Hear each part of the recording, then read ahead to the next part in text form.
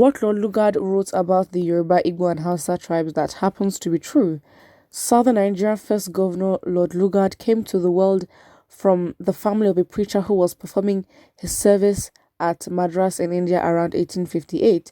Lord Lugard, who travels into little regions as a British soldier, was first Nigeria's southern governor. He the very first high commissioner in Nigeria and the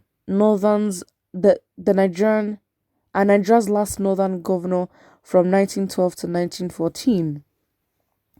Lord Lugard was married to a British columnist and journalist, Flora Shaw. She was the one who suggested the word Nigeria. Lord Lugard reportedly wrote a letter to his colleague Walter H. Lang around 1918. Lord Lugard told his friend in the letter what he had detected concerning the three main languages of the Nigerian tribes. He described the traits he detected during the time that he was in Nigeria. He explained that the Hausa tribes spend money extravagantly and they love taking risks. He likewise wrote in his letter that the Hausa tribes are principally a threat to any society they live in. He described the Igbos as the unruly donkeys who do not have any respect when they want to usurp powers but are very hardworking and not trustworthy. He said the lowest of all tribes he encountered in Nigeria with the Yoruba tribes. He said they were extremely disloyal. He said most of them are solely motivated by their selfish interest for money out of all the tribes he encountered while he was in Nigeria. Look at the pot calling the kettle black. You know what? We're going to drag this man, okay? So it's the audacity, it is the absolute audacity for you to come and forcefully take over somebody's land, and you have the audacity, the temerity, the cheek, the confidence, the boldness to be writing essays. Who asked you? Who asked you? Because the fact is, you single-handedly made sure that Nigeria would not be industrialized. Or let us not even talk about the looting.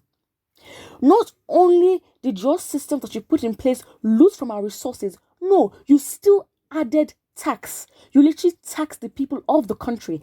During the wars, you literally took all the resources, all the livestock, all the food, transferred it out. The people in Nigeria were suffering while the resources were being used to fund your war.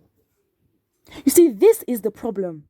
This is the audacity, who asked you? Who asked you? What you're talking about? Disloyalty to you. Why? Because these people are being invaded, and what will they do? They will gatekeep and guard their own cultures. They would gatekeep and guard their. Wow. So you just think that, you know what? You come and colonize a place, and you expect them to be open to you. You expect them to give you everything. Why would they not be disloyal? Loyal to you where and how? What did you do for them? What did you give them? It's the audacity. I mean, let's even analyze what he said, because it's the cheek that he has. I mean, has he? Nah. He can't. Nah. He says the Hausa spend money extravagantly. Well, it's their money. It is their money that they make. Do you want to talk about how you looted their resources and stole their money and still taxed them? Now you're quiet. It's crickets and silence. And he says that the Hausa tribes are principally a threat to any society they live in. Why would you not be threatened? Because you know that you can't go and colonize a place. I mean, the whole Sokoto Caliphate was the hardest for him to actually colonize and take over, because they were tough. Because these people, their trend is to take over certain parts, and they were literally doing that across West Africa already. So why the audacity? And then he described the Igbos as the unruly donkeys. I mean, you're gonna call them donkeys, but the traits and the patterns in which you carried out all your atrocities describe you as a terrorist. So now, what is the comparison here? They do not have any respect, so they should respect you because you are looting from them. The audacity of is when they want to usurp power. Power is taken, power is not given, and they're not trustworthy. Why would they trust you? So what are you expecting? It's the audacity, and it shows how he definitely thought of Africans. Because you're expecting that, okay, you take over and now you expect that they'll start hugging and kissing your feet. For what? For what? So it really is the audacity for me. And then he says that the Yorubas are extremely disloyal and most of them are solely motivated by their selfish interest for money. Are you kidding me? Are you actually kidding me? Motivated by their selfish interest for money. Look at the pot calling the kettle black. The audacity of this man. The audacity. After looting from them, making sure that there was no industrialization across the country, using weapons that are used for war to take. I mean, he basically, why he even won. Let me even give you guys history and context. Why he was even able to, conquer the whole Sokoto Caliphate, which is basically the middle belt and up north of Nigeria, was because of the Maxim gun. Go research what that gun did. Because of that gun, I mean, that gun was literally giving out like 100 bullets per minute or whatever. There's a statistic of how the gun works, and that was basically how I was able to take over.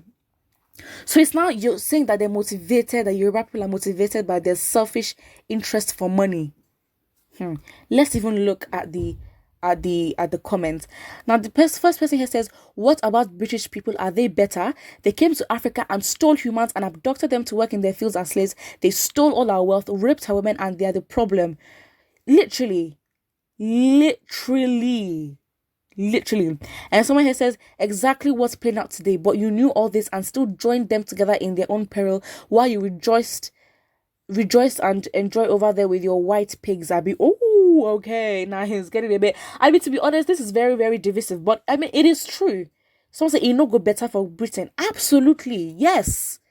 But then someone now gives a comment and says, but they teach you how to worship their God and you believed in everything about them, both their mode of dressing and their way of life, and look down on others who go contrary to the way and level them as illiterate, now proving against you. At the end of the day, the thing is, we are descendants of the people that were colonized. So what has happened, and the mentality and the mind shift has basically been refined to a point where now some of the things that we behold in our societies, yes, are traced back to the colonized times, but at this present moment, people are not necessarily able to trace it back, and that is very, very true. It is a change in mentality, and you know what? It is our responsibility to decolonize our own minds. That's all I have to say about that. Someone says, what this man said is very correct to some extent. Yoruba man is very disloyal. That's not the thing. The parties involved is Nigeria and Britain. That's it. So what is the expectation that you take over somebody's land and you expect them to be loyal to you? It is the cheek. Look at the pot calling the kettle black. The audacity, the temerity of him and his wife. You know what? Let's not even go there. Put what you think in the comment section below and do not forget to like and subscribe.